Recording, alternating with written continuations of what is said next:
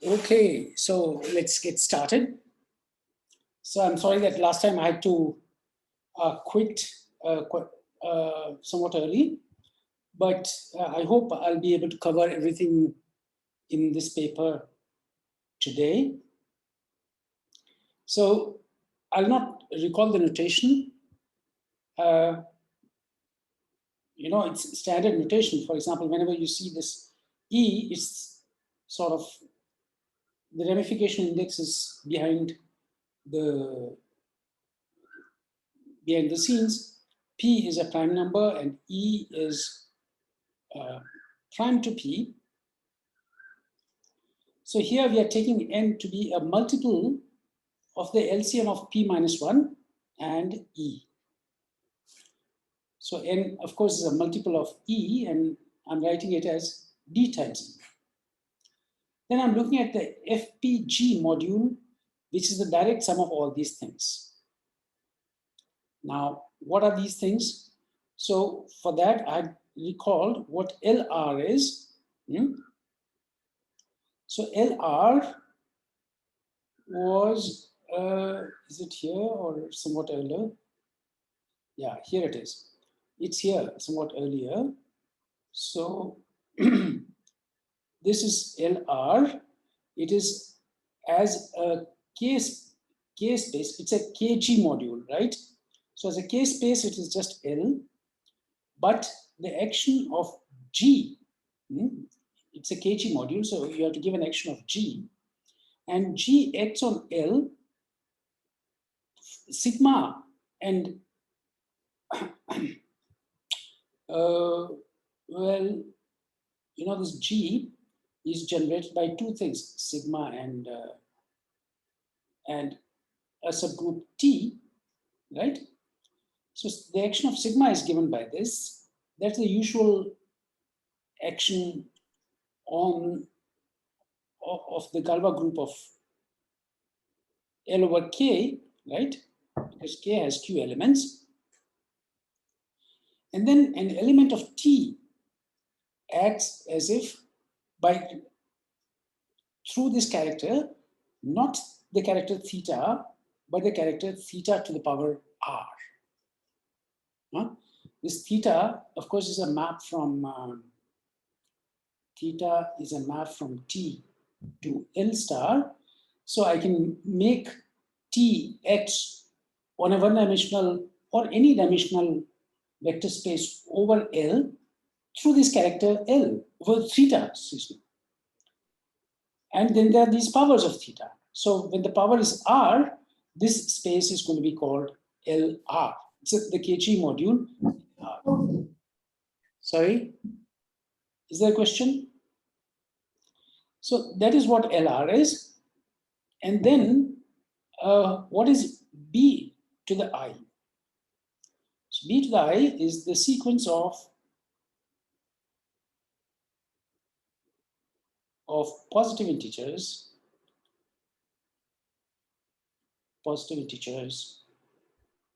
which are prime to P, right? So it's the sequence. I mean, you take 0, 1, 2, 3, all the integers, and you have Z and you have PZ. Maybe I should not call it Z, I should call it LN or something.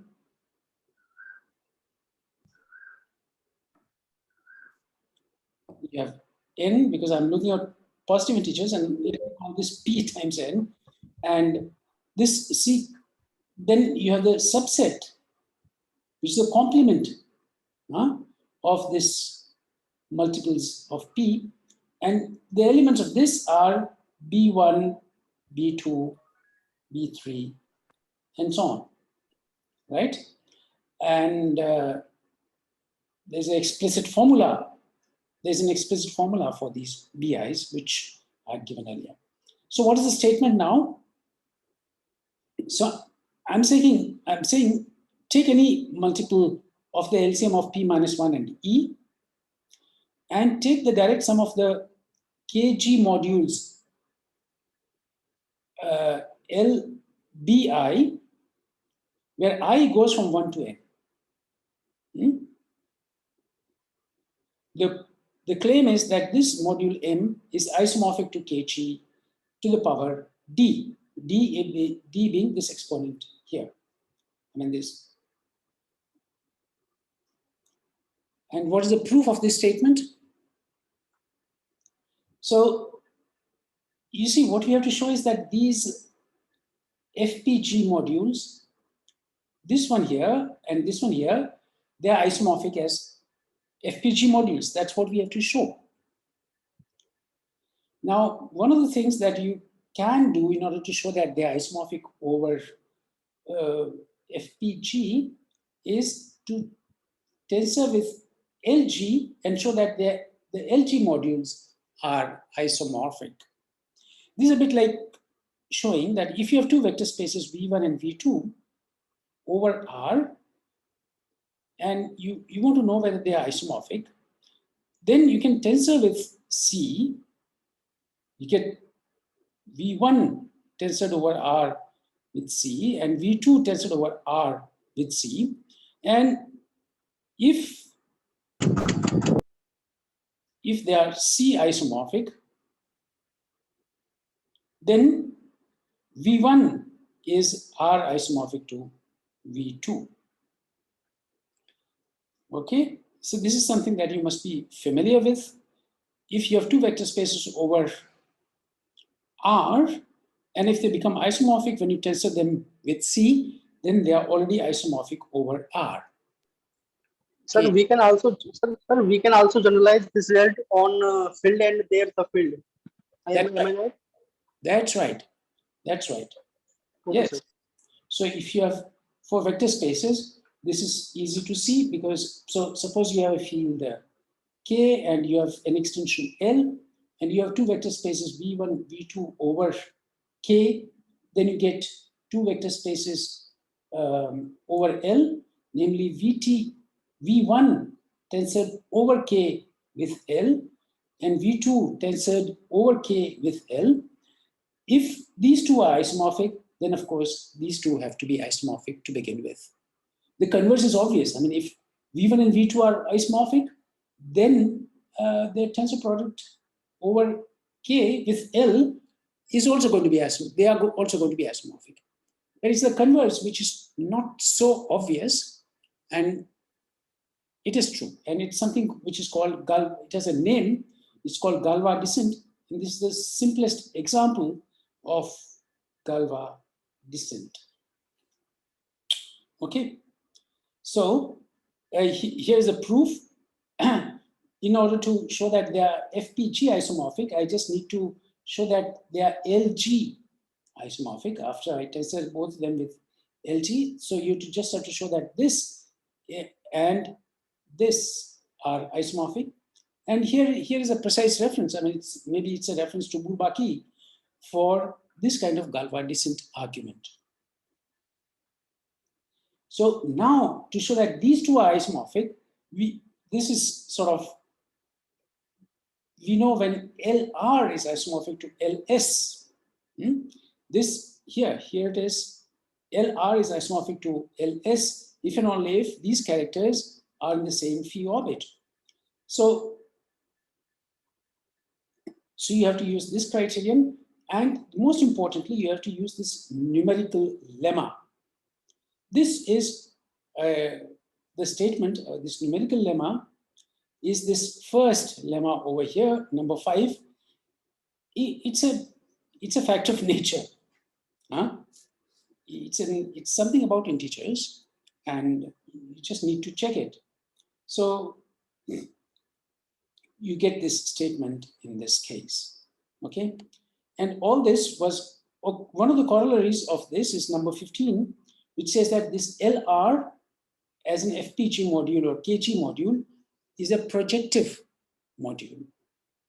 So a projective module over a ring is a module which is a direct summand of a free module. The module itself need not be free. A module is said to be free, you recall, if it admits a basis. A basis is a subset which generates the module and which is linearly independent. It should be linearly independent and it should generate the module. Then it's called a basis. Now, over some rings, such as fields, for example, every module has a basis. But over other rings, over Z, for example, there are modules which don't have bases. For example, Z mod 5 does not have a basis over Z because there's no element which is free. I mean, which is linearly independent, right? Free is another word for linearly independent in this context. So now, what were we talking about?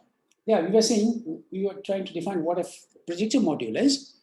Now, you might have modules which are themselves not free, but when you take the direct sum of that module with some other module, you get a free module. That kind of things can happen.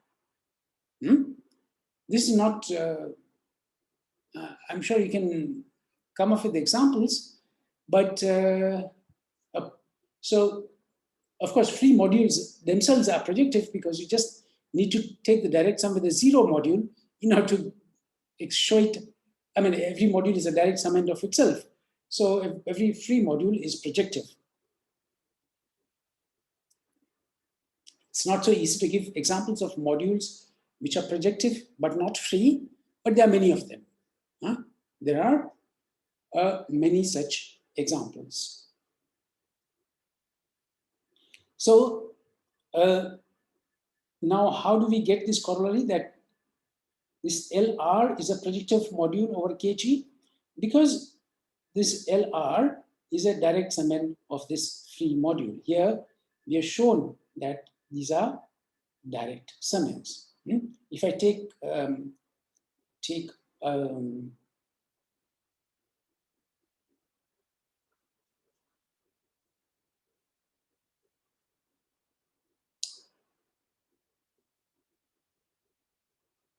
let me see. Yeah.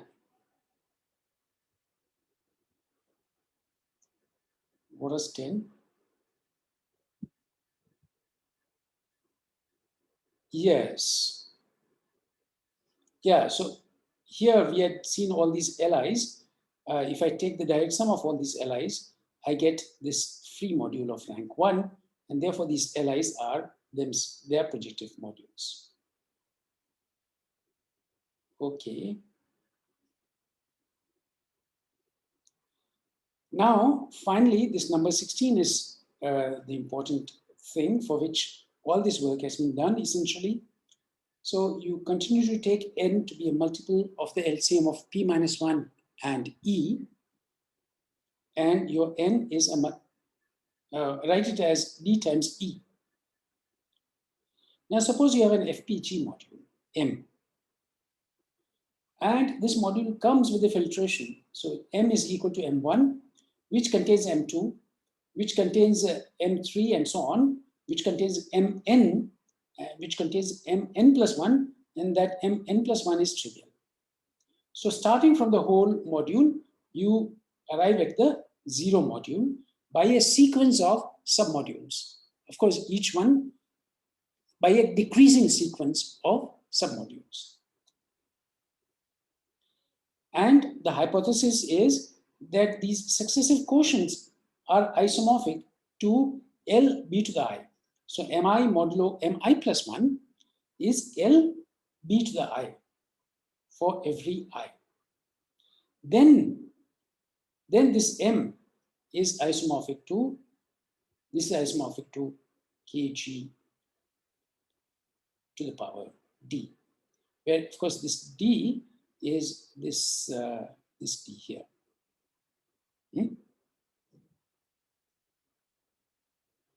So this is this might look a little abstract,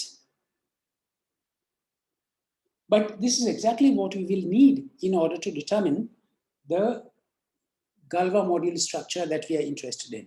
So let me recall what is our basic interest. Oh, maybe it's coming here now. So it has been divided up into two cases, the mixed characteristic case and then the equi-characteristic. Where is it? Where is the equi-characteristic case? Yeah, here it is. So it has been divided up into these two cases. So let me look at the mixed characteristic case first. So here, K is now a finite extension of QP. Till now, we were not working over any field whatsoever, right? It was absolutely, we were working with a group and the group algebra over FP, and we had some extensions of FP, namely little k and little l, but that's it. We didn't have a P field. Now we are taking a P field K and we are taking it to be of characteristic 0 because it's a finite extension of QP. And we are taking EK to be the ramification index and FK to be the residual degree. So EK is EK over QP and Fk is F of K over QP.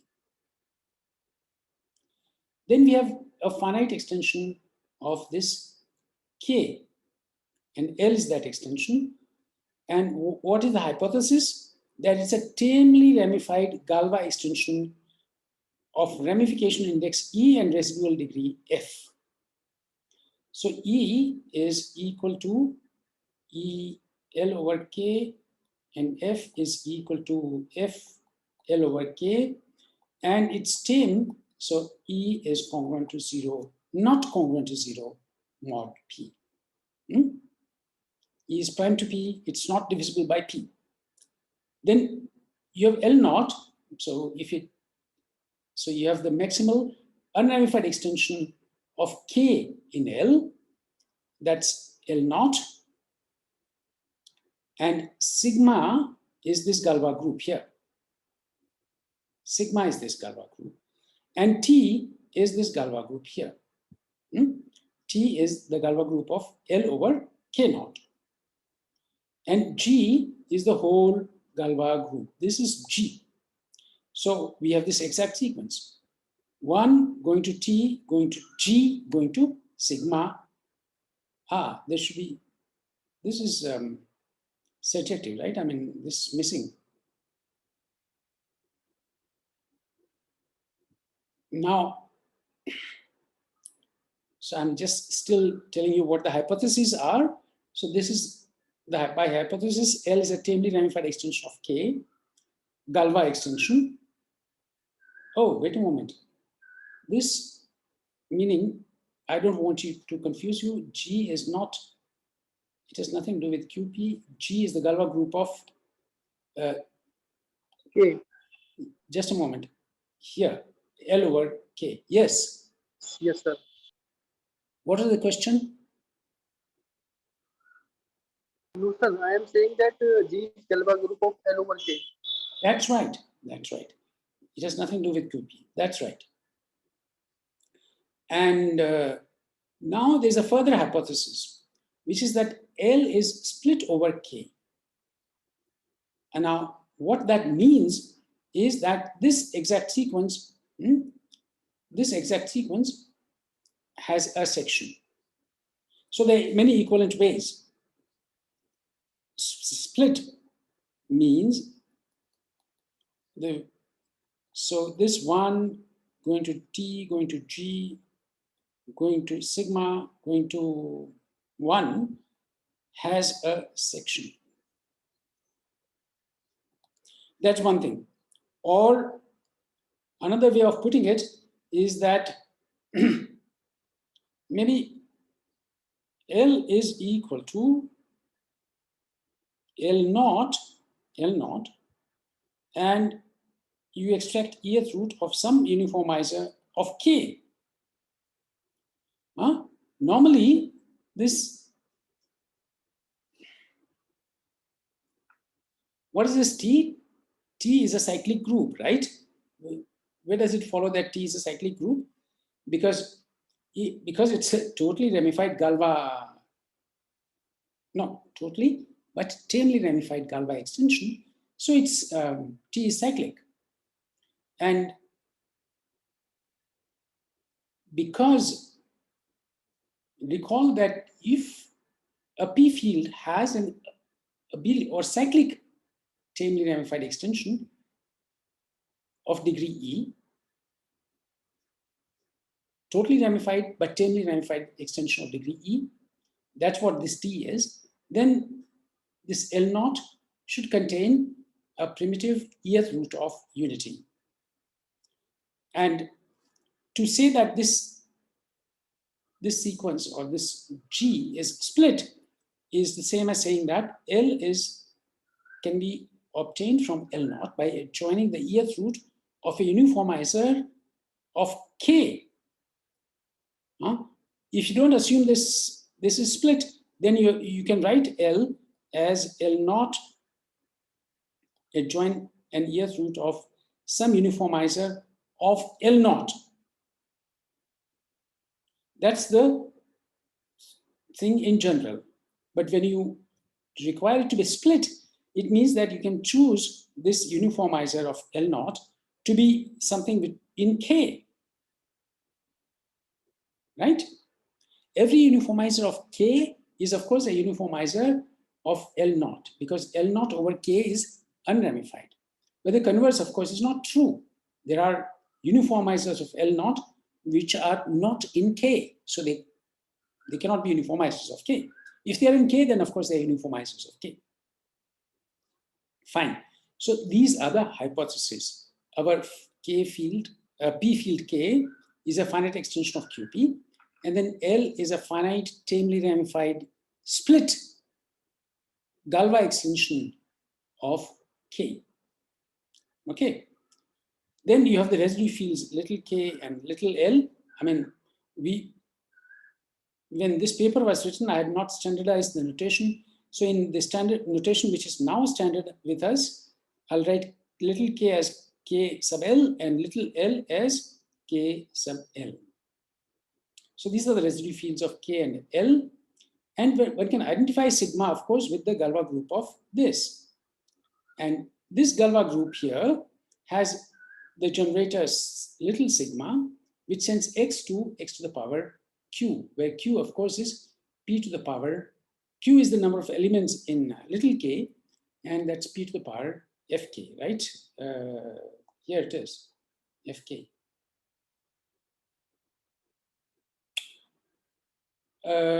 So also the inertia group, we have this character theta naught. Normally it's called theta naught, right? Remember we had defined this theta I think they were defined from gi modulo gi plus 1 to, okay, for, well, I think that they should be from PLI to PLI plus 1. But when I is 0, you had theta 0. So this was for I greater than 1. But for I equal to 0, we had theta naught, which goes from G naught modulo. Yeah, even for I equal to 0, this makes sense, right? Yeah, it makes sense. No, but it makes sense, but it's not this. Theta naught was from G naught modulo G1 to KL star. And KL is being called little l, so it's little l star. That's your theta naught. And here it's just being called theta. Why? So, but this is equal to t, right? Because G naught is equal to t and G1 is trivial. Why is this true? Because T is the inertia subgroup, and T1, this is trivial because L over K is tamely ramified, right? So there is no higher ramification. Okay. Yeah. So maybe this is explained here as well.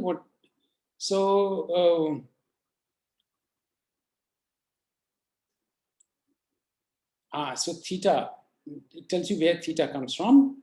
And L, you see, it has been written as L naught adjoin eth root of a uniformizer pi k of k. And that is possible because our hypothesis that this thing is split. Otherwise, it's not possible, right?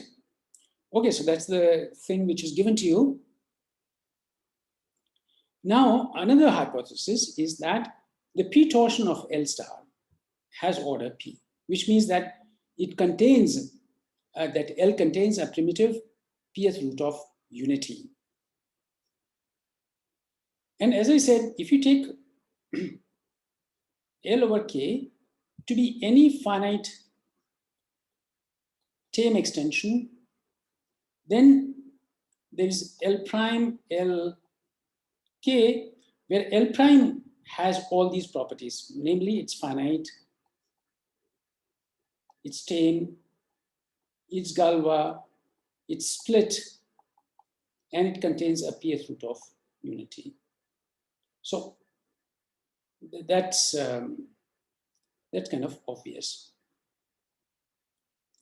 Okay, so why did I say that? Because now the absolute ramification EL of L is divisible by p minus 1. Why is that? Because of course what you have is L, it contains a primitive pth root of unity, so zeta p, let's say. But this ramification index is p minus 1, and here it's EL. So EL has to be a multiple of p minus 1, right? The ramification index is multiplicative in towers. Okay. So you write EL as C times p minus 1. That's in order to define what this C is. Okay. So now for strictly positive R, you have these higher ramification groups, and these are not actually, these are the images of these high ramification groups. These are the high ramification groups. Sorry, what am I saying? High unit groups, not ramification groups. These ULR, remember, consists of all X in OL star such that X is congruent to 1 modulo what? Modulo PL to the power R. That's what ULR is. And then your L star bar is you go modulo the pth powers, and this UL bar is the image of this ULR in this quotient. So here's another way of writing saying what ULR is. Yeah, ULR, you can also simply say that ULR is just 1 plus PLR. I mean, that's exactly the same as this. Okay. Now, here, there's a lot of discussion of things which we have already done. And I'm sure you should have no difficulty in recalling all that is being said here.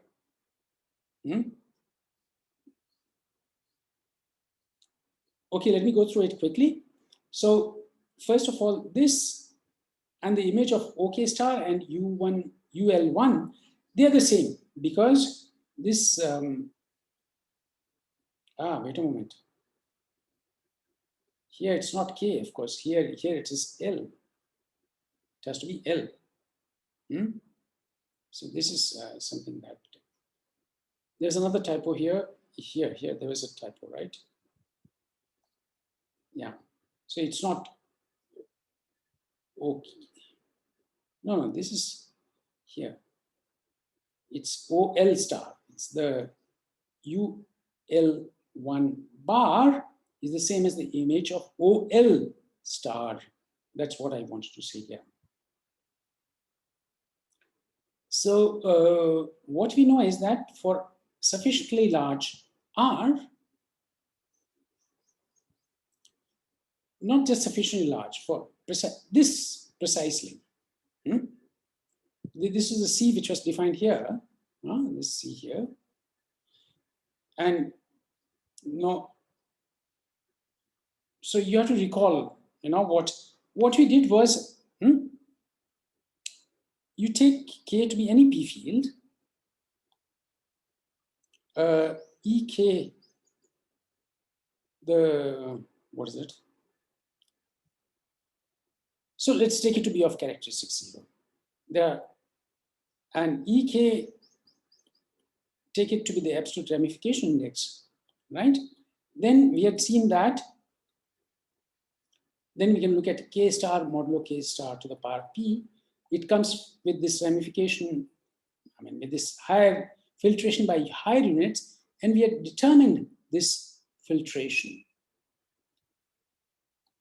So it's very important, and you just have to go back and see what we had done, and this is exactly what is being recalled. What is the image of this? And when are these two equal? When they are not equal, it's isomorphic to LR.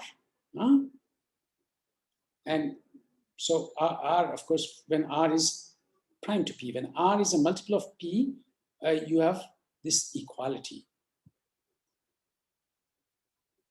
Okay. So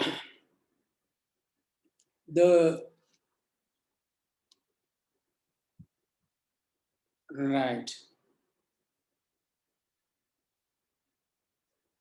Now, if I take N to be EL, which is a multiple of this, because EL is divisible by P minus 1, that's true. And it's also divisible by E, which is also true by multiplicativity of the ramification indices. So it's a multiple of the LCM and this EL. So I can take N equal to EL. Earlier in our earlier discussion, N was required to be a multiple of the LCM. And if I take N to be EL, that's allowed. And then you just see that you have these relations, and these MIs are, what are the successive quotients? Now we are looking at this, you see, we are looking at this, I think we are looking at K star bar, which is K star modulo K star to the power P. Is this what you're looking? Or maybe we are just looking at UL1 bar, which is we're just looking at this. Yeah. So the real aim of all this is that if I take a finite extension of QP of ramification index EK and residue field little k, and if I take L to be a finite Galois terminally ramified split extension of K and take G to be the Galois group, and moreover, which it should contain a primitive Pth root of unity, then this UL1 bar is isomorphic to this plus this KGEK. Okay, and which is in turn isomorphic to, now this KG of course is isomorphic to FPG, and I think it should be FK, right? Because this K, yeah, little k, I should maybe put it this way, the degree of little k over FP is, of course, F capital K. Okay. So this is the statement that we require for P fields of characteristic 0 in order to determine so this tells you what the G module structure of UL1 bar is.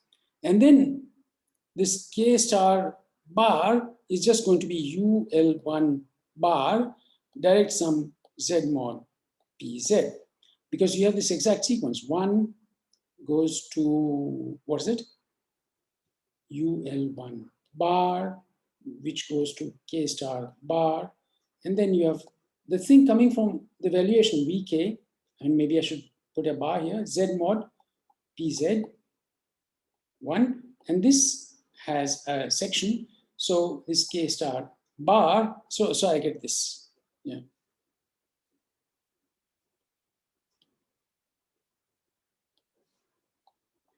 Okay. So yeah. So let me stop here for a few minutes to see if, for you to digest the things and to see if there are any questions.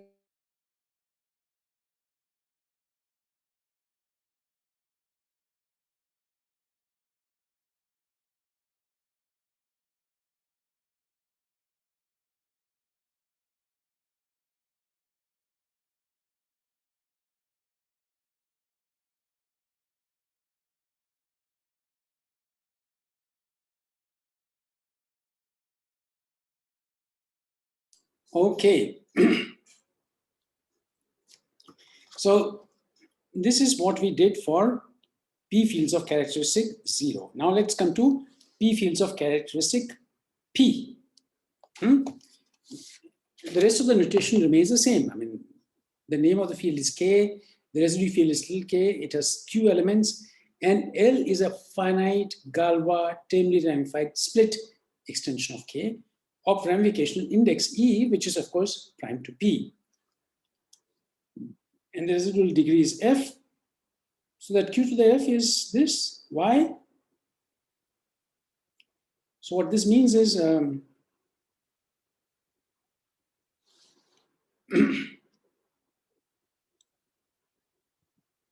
why is Q to the F congruent to 1 modulo E?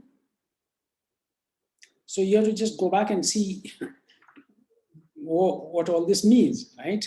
You have K here, you have L here, and K, the residue field has Q elements, and you have L naught here, whose residue field has Q to the F elements. So this is a cyclic extension of degree E, and therefore this E divides Q to the F minus 1, which is the same as saying that Q to the F is congruent to 1 modulo E, right? Okay. Yes, sir. Yes, sir. So here, of course, there is no, you don't require L to contain a primitive pth root of unity, right? Because it doesn't even make sense in characteristic P. So these are the only hypotheses, that it's finite, Galois, termly ramified, and split. Split still means, yeah, here, maybe it's being explained.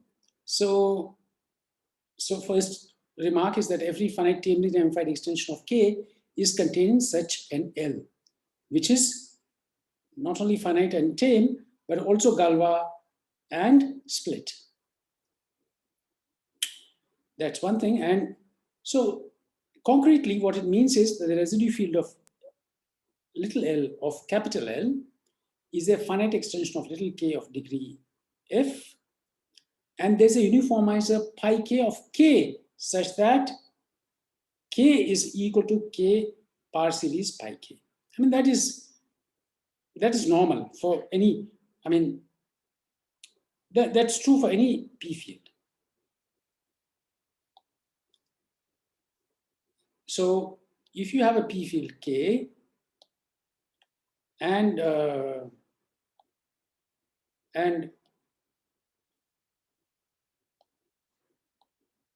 pi K is a uniformizer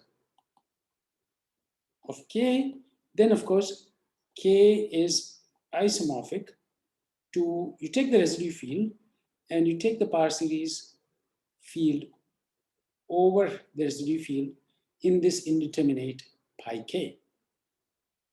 So you get this isomorphism. Well, I mean, this has to be interpreted correctly, right? For example, if k is qp, then you can take pi k to be just p, and what is being said is that qp is congruent, is isomorphic to, no, wait a moment. No. This is fine. I mean, I was being too cautious. I don't need to be cautious. I can't take this example. I can't take it because my P field is of characteristic P. Yeah, so it's fine. Okay, so this is not anything. This is not really a requirement. This is really a condition, because L normally you can write L as little l power series pi. What is it? You have taken eth root of pi L naught, where L naught is the maximal unramified extension of K in L. But the fact that I can replace this L naught by K itself means that this extension is split. That is the meaning of the word split, as I've explained maybe twice already today. And then this Galois group of the residual extension, this is the Galois group of the whole thing, and T is the inertia subgroup. It comes with this character with values in L star and gives the action of T on the set of eth roots of pi k. Okay, so we are in the situation explained earlier. So what we did was, so in section 2, what did we have? We had a somewhat abstract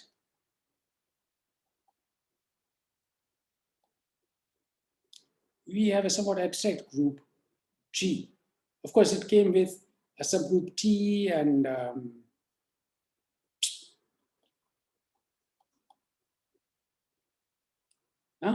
and this T came with an embedding into L, and we have an extension of finite fields. And this sigma was a Galois group of L over K. So this was a setup in section 2. Then in section 3, we specialized this to, we took, what did we take? We took G to be the Galois group of L over K, where K is a finite extension of QP. And now in section 4, we are still taking G to be a Galois group, the Galois group of L over K, where this K is now little k power series pi k. So it's the characteristic P case, and here it was the characteristic 0 case, right? So that's it. So in this characteristic P case, we can apply the theory, abstract theory developed in this section 2. This is the abstract theory in section 2. We have developed it, and we can apply it to 2 situations. In characteristic 0, we just applied it to what? We applied it to K star bar. Okay, so that's an FPG module, right?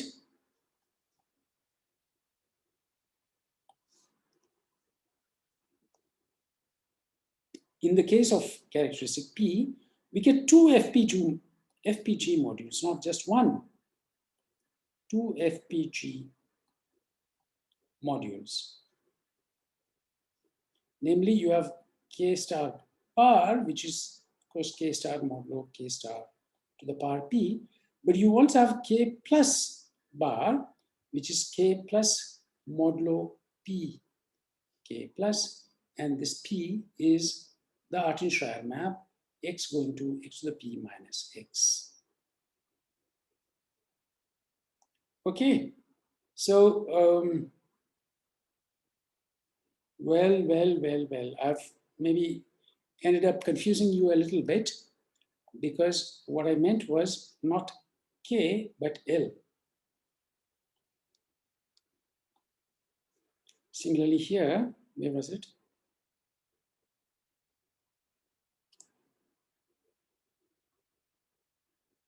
Yeah, here it was FPG module, which is L star bar. Right. So this is the FPG module, L plus modulo PL plus, where P is this Artin-Schreier map. And we will show that this is isomorphic to FP direct sum KG, and this is this to the power n. So what is this power n kind of thing here? So so let us take S to be any set, and let's take and just take G. G is not a good notation. Let's call it A. A to be any commutative group. Then you have, in this case, you have two groups which you get. There's AS like this and AS without the brackets. So what are these two things? So this one is equal to the direct sum for S in little s in capital S of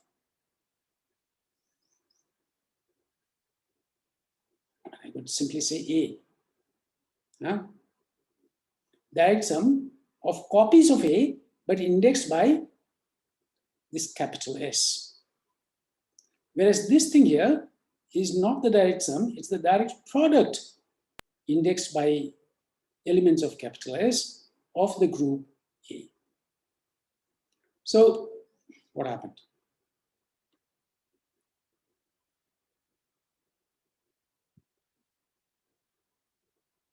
Yeah. So that is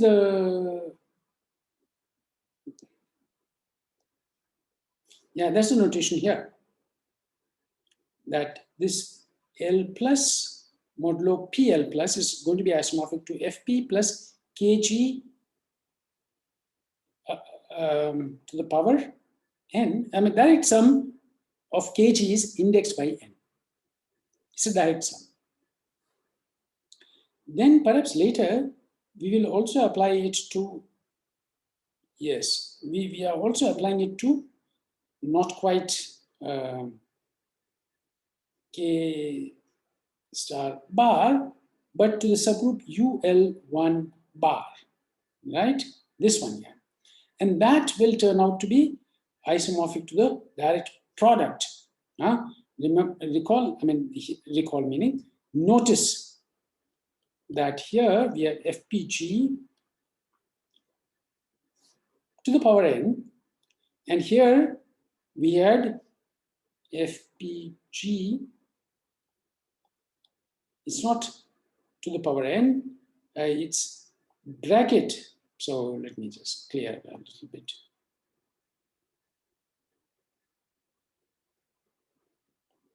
So here it's FPG bracket. So here it's a direct sum, and here it's a product. Of course, when the set is finite, there's no difference, but this set is not finite, right? So when it's not finite, there is a difference, right?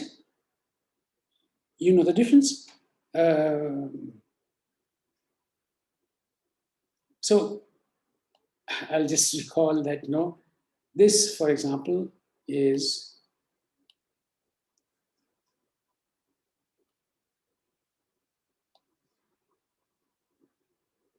this is the set of all sequences AS, where S is an S, with AS is equal to 0 for almost all S. Whereas this just consists of all C, whatever families AS. There is no restriction like this. Okay. So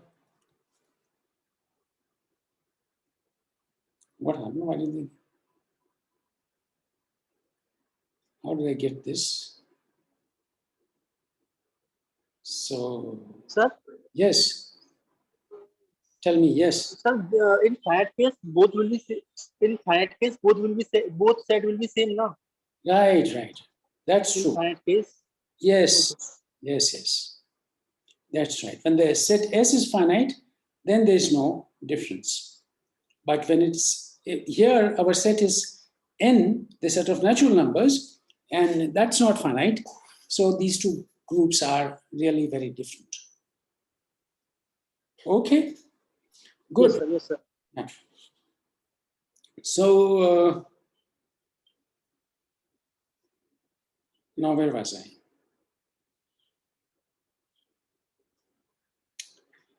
Yes. So let me just give the analogous result for this L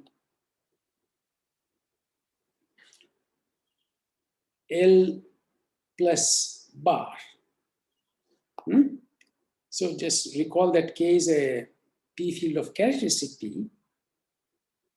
You have the little k, which is the residual field, and L is a finite extension of this capital K, which is Tame Galois split over K, and G is the Galois group. Then you can look at the FPG module L plus bar, which is L plus the additive group of L modulo P. P L plus P is the one which takes x to the power P minus x. So this is isomorphic to FP. Direct sum kg kg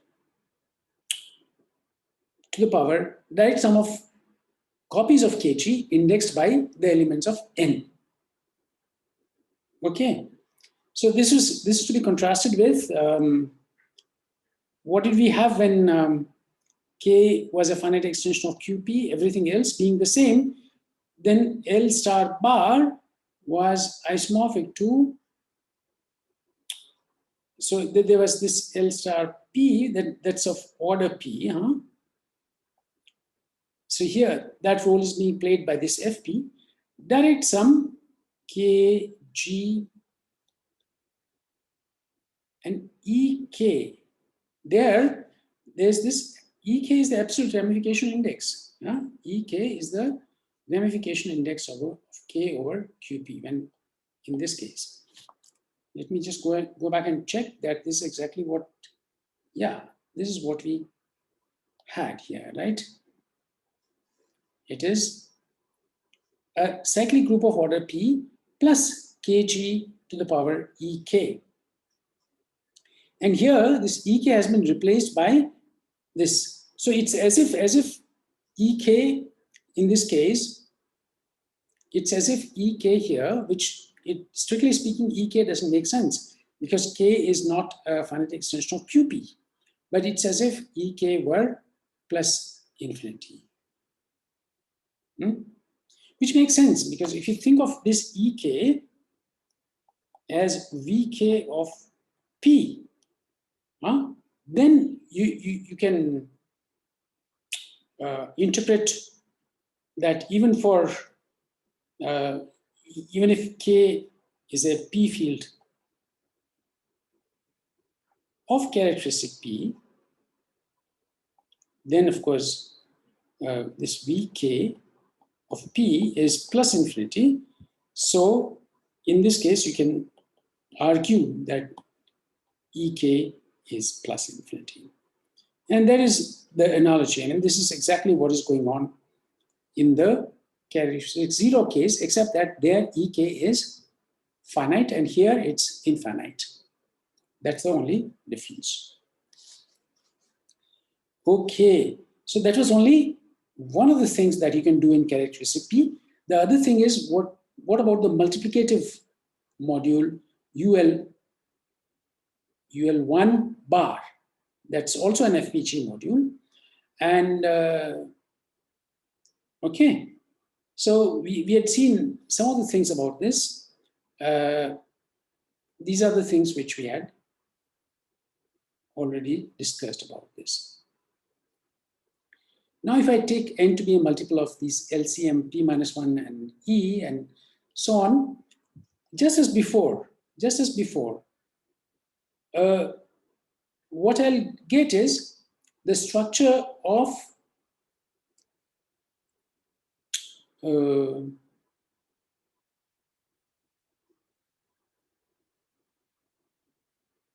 so you will sort of do it finite stage by finite stage. And you'll pass to the limit to get this result. So, of course, the difference between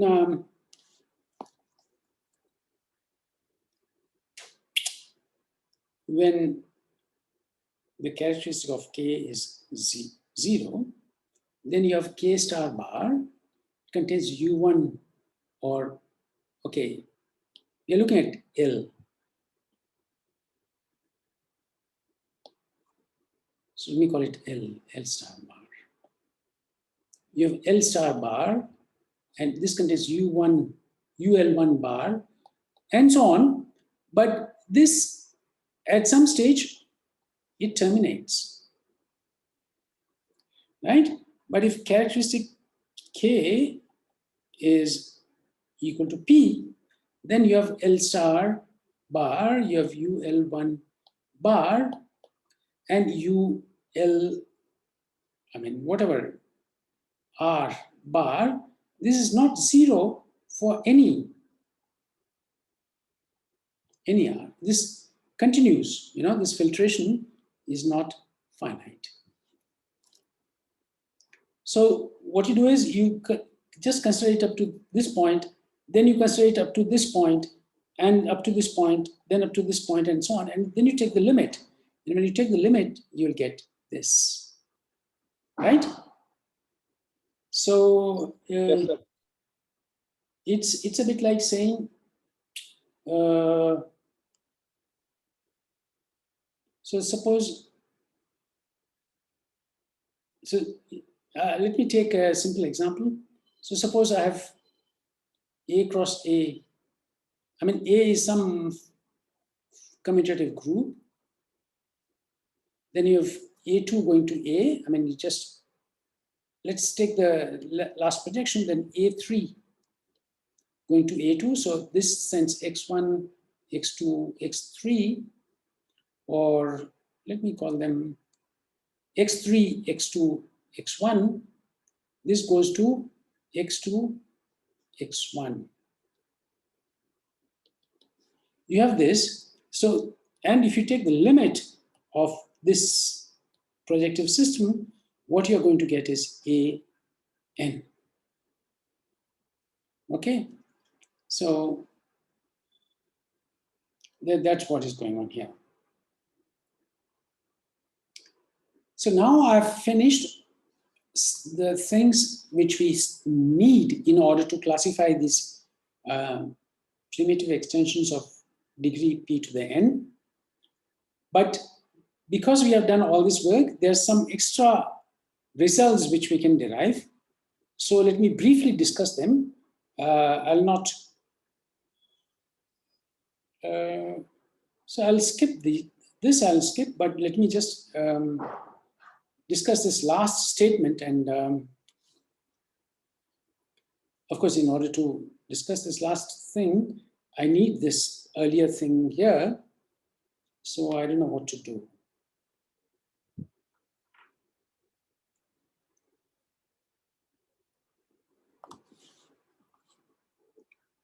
So let me just discuss some things which you have already sort of done. So one difference, let's take K to be a P field. And there are, of course, two cases, right? The characteristic of K could be 0, or the characteristic of K could be equal to P. Now, of course, there's a very close analogy between these two cases. That's why they are treated together. But there are also several differences. And one major difference is that in the case of characteristic 0, has only finitely many extensions of degree P. Okay, so we are looking at separable extensions, and in characteristic 0, everything is separable, but in characteristic P, they are not. But here it has infinitely many separable extensions of degree P. We have already seen these things. How have we seen this? Okay, so let me recall why these two things are true.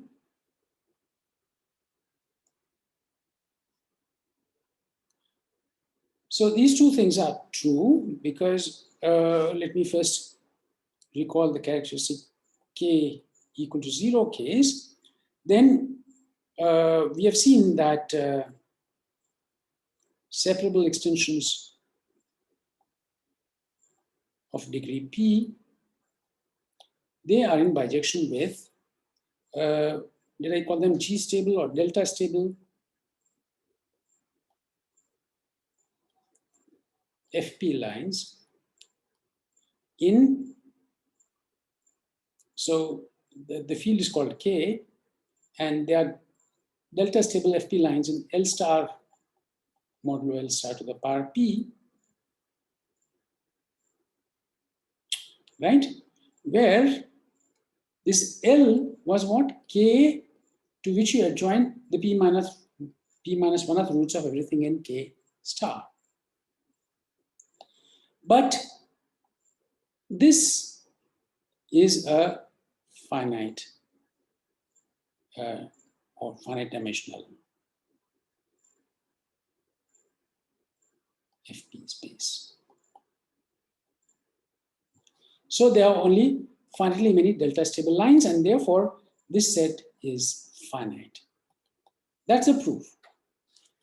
If your P field K has characteristic 0, why does it have only finitely many, separable is automatic, finitely many extensions of degree P? Why does it have only finitely many? Because the set of extensions is in bijection with delta. What is delta? Delta is the Galois group of L over K. And L is this delta H on L star modulo L star to the power P, and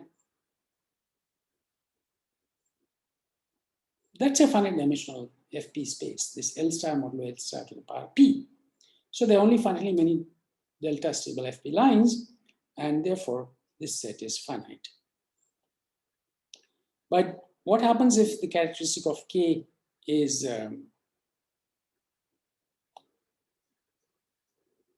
if the characteristic of K is P, then yeah. So now we're looking at the case characteristic of K is P. Then the set of separable extensions of degree P over K, this is in bijection with delta stable lines. Of course, as before, these are FP lines in L plus modulo P L plus, where L is as before, it's K to which you adjoin the P minus 1th roots of everything in K star, and delta is as before, it's the Galois group of L over K. But what has changed now is that this is, it's that the dimension of this as a vector space over Fp is no longer finite. So this set is not finite, and therefore this set is not finite. So that's one basic difference between these two things. So what are the conclusions you can draw is that in this case, the Galois group of K tilde over K is not finitely generated. I mean, we are talking about it as a profinite group.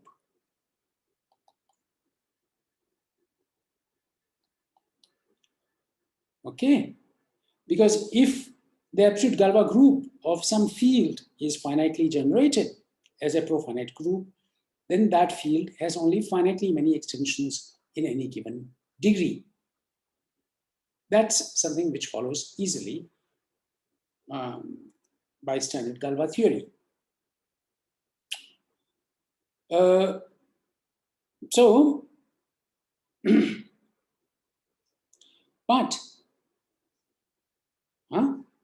But in characteristic 0, it does not follow that the absolute Galois group of K, namely, I mean, if you take a separable, that's automatic. If you take an algebraic closure and look at the Galois group of K tilde over K, the mere fact that it has finitely many extensions of degree P does not imply that this group is finitely generated. Okay, here, because here the thing is not finite, so you can say that this is not finitely generated. But here, it's the number of degree P extensions is finite, does not mean that this group is finitely generated. But it so happens that it is true. But it can be shown that it is actually finitely generated. And you can even say how many elements you need in order to generate it. This is the minimal number of generators. Minimal number of generators. It can be generated by this many elements and no fewer.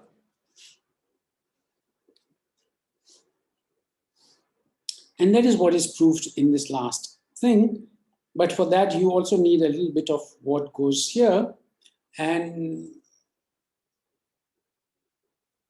shall I just explain a little bit what is going on here? So what's going on here is just a sort of passage to the limit. Okay, so let me explain a little bit. So what is our setup? We have a field, P field K, right? And we have L, which is finite, tame, Galois split. Okay. And in this case, we have determined, yes? Yes, sir. Yes, sir. Yes. Okay. In this case, we have determined the structure of K star bar, or no, not K. Let me put it this way. Of the FPG module. So it's L star modulo L star to the power P. respectively L plus modulo P L plus. Okay, so we determine the structure of these things. Now, what happens if I replace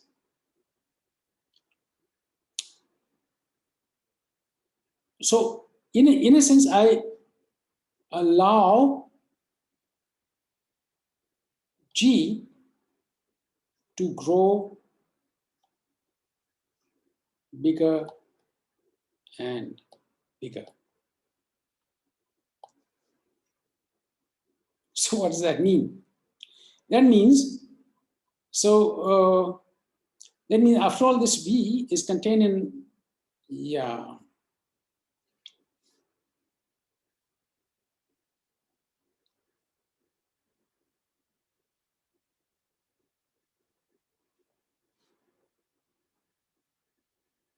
So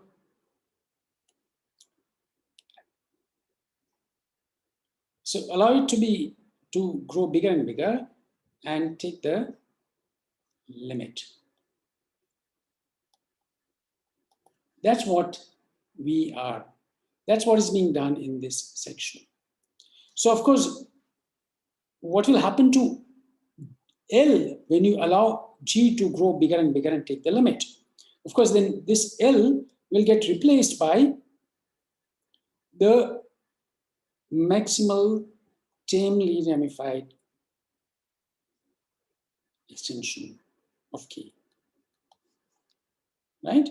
It's the maximal tamely ramified extension of K, which you will get. And it's being called, is it being called V or V naught, or let me get the notation correctly. I think it's being called V, or yeah, V with the maximal tamely ramified extension of K. And the Galois group, what is it being called? Is it called gamma? Yeah. So now you'll have V, and gamma is the Galois group, and over K. And this gamma is actually the profinite group generated by two elements, sigma and tau, with the unique relation that sigma, tau, sigma inverse is tau to the power q, where q, of course, is the number of elements in the residue field of K. Residue field Kk. Okay? And that's what V is. So we could ask, so this V star, modulo V star to the power P, is an FP double bracket gamma module. So what are these double brackets? We know these single brackets. When we had this finite group, we were looking at FPG module L star, right? But here, when the corresponding thing is, when this is infinite, we are looking at FP double bracket, this gamma. What is that? So this is, by definition, in fact, it's going to be the inverse limit of FP G, single bracket G, where G is something like this. Of course, you can have L1, G1 here, and L2 and G2. So L2, G2 satisfying exactly the same conditions as L1, G1, and L1 is contained in L2, then you'll have a map from G2 to G1, and therefore you'll have a map from FP G2 to FP G1, and then you can take the inverse limit. So this V star modulo V star to the power P becomes a module over this inverse limit. It's sometimes what is called an Iwasawa algebra.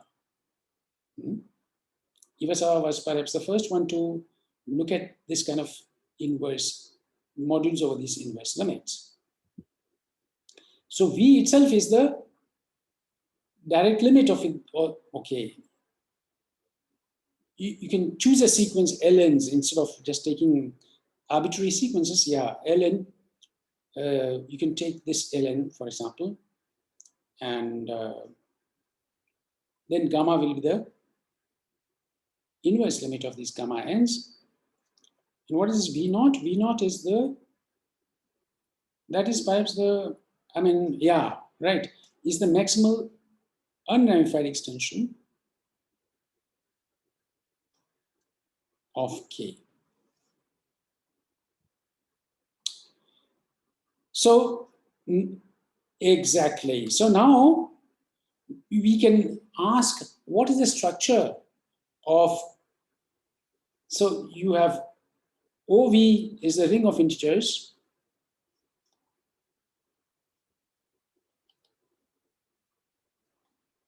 Of V, or you can also think of it as the integral closure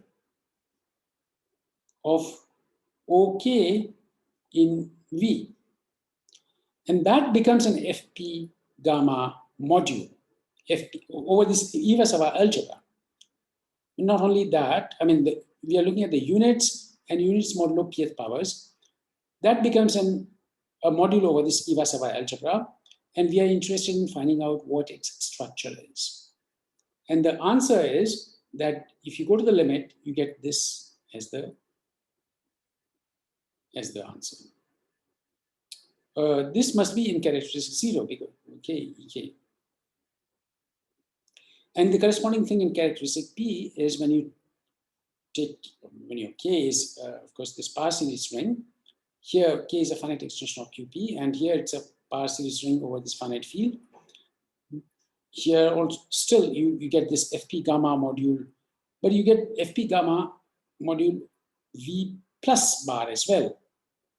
So that is isomorphic to this. And units modulo pth powers, and they are both isomorphic to this. So that is what this, this thing here does. So in some sense, various things simplify when you pass through this kind of limits. So for example, here, we are not making any assumption about being split, right? In the finite stages, we were making this assumption over this extension L over K all the time, that it should be split. But V over K and gamma, so you don't need to make the assumption that it's split because it's automatic in some sense. Okay? So this is what this section contains.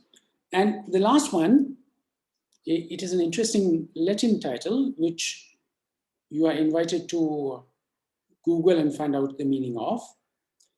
Anyway, so what it does is to show, I mean, this is basically in characteristic 0, right?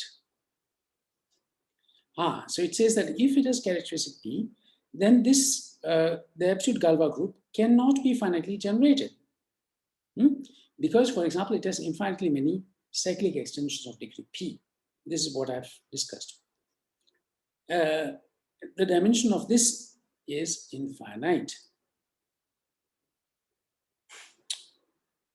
I mean, I didn't say L, where, because I just recall that, you know, if K is a characteristic, K is a P field of characteristic P, then if you just are interested in cyclic extensions of degree p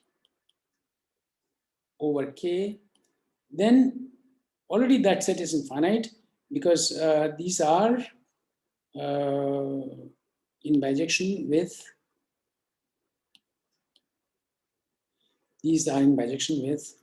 FP lines in k plus modulo p k plus. And this is already infinite. So already cyclic extensions are infinite in number. So obviously all the set of separable extensions cannot be finite. So an absolute Galois group cannot be finitely generated if the base field has infinitely many cyclic extensions of some degree. Here the degree is p. Okay. And then there's this careful analysis of what it means for a profinite group to be finitely generated. And then there are some lemmas which says that if I know a system of generators, I want a system of generators for. So first of all, you have a short exact sequence like this, which means that P is a closed subgroup of G, closed normal subgroup of G, and delta is the quotient. And the hypothesis is that this P is finitely generated and that this quotient is also finitely generated. Wait a moment. No. That'll be requiring too much. That it's going to be true under that circumstance, but I need something more. So this is, here, this is the thing. So what it says is, so G is a profinite group, P is a closed normal subgroup, and delta is the quotient. The hypothesis is that P is a pro-P group. And then, of course, and this P bar is, you first take P modulo P to the power P and P bar. So this is an FP space. So what is that? What is this quotient? You go modulo all pth powers. Go modulo all commutators.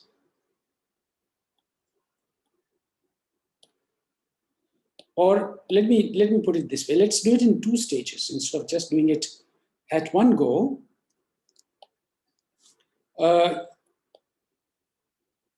So let's take a pro-P group, capital P. Then you get it, I'll just call it X, which is P modulo P bar. So what is that? This is the closure of the derived subgroup. The derived subgroup is generated by all these commutators, and the commutator of X and Y is X, Y, X inverse, Y inverse, right?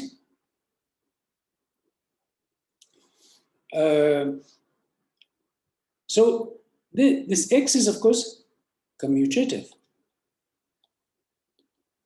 Then from X, I can go to X modulo X to the power P. So that's going to be an FP space.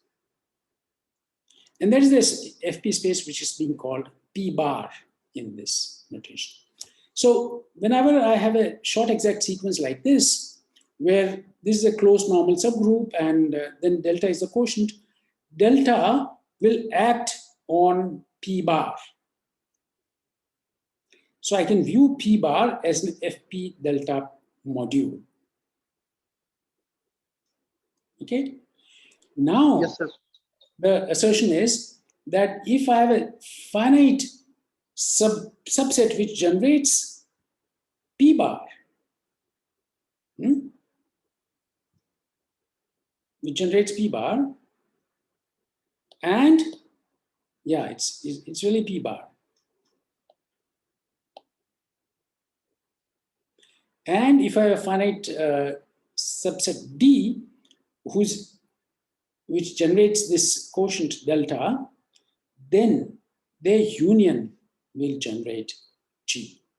So that is, it's a general lemma, which it's something which allows you to say that G is finitely generated under suitable circumstances. So what are the requirements? First of all, delta should be finitely generated. That, of course, is a necessary condition. If some group is finitely generated, then so is every quotient. But I don't require the subgroup to be finitely generated. That is not necessary. What I require is that when I view this subgroup, not this subgroup, first I go to its abelianization, and then I go modulo pth powers. So I'll get an FP space, but it's a FP space on which delta acts. So I'll get a module over this Iwasawa algebra. I'll get FP delta module P bar. I want this to be finitely generated. So I have a set pi, which is finite, and whose image in P bar generates this as an FP delta module. And a subset D of G, whose image, a finite subset, whose image in delta generates delta, then the union generates G. This union is going to be a finite subset, of course, because both pi and D are finite subsets. So that's exactly what is going to be needed in order to show that the absolute Galois group is a finitely generated group in the case of P fields of characteristic 0, because you'll have the absolute Galois group K tilde over K, then you will have the, what is it going to be? It's the Galois group of V over K. And here you'll have the Galois group of, okay, so let's call it Galois group of K tilde over V. So this is a P group. And this is not only finitely generated, but it's generated by two elements, right? As I said, it has this presentation, sigma tau, sigma, there's no really, yeah, it's not a finite order. So sigma tau, sigma inverse is tau to the power q. So that's the presentation. It has a finite presentation. And then I have to show, the real thing is to show that when I view, so this is the delta, and this is the P. When I view P bar as FP double bracket delta module, it's finitely generated, this P bar. That's what I have to show. And that is exactly what has been done in this here. Okay, so that's how you get the finiteness of this absolute, finite generation of the absolute Galois group. And in fact, you can give or specify the number of elements which you require in order to generate it. So that's it. You have 2 minutes to ask questions if you have any. Are there any questions?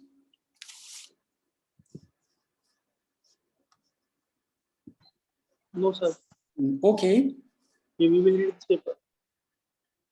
So next week, we will put everything together and we will classify primitive extensions of P fields.